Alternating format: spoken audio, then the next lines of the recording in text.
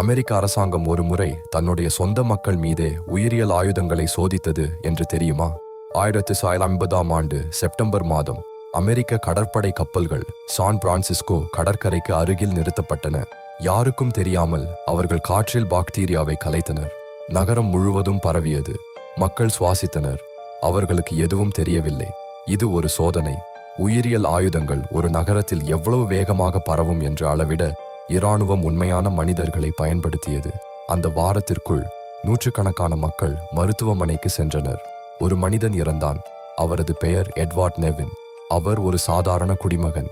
அவருக்கு ஏன் நோய் வந்தது என்று யாரும் சொல்லவில்லை.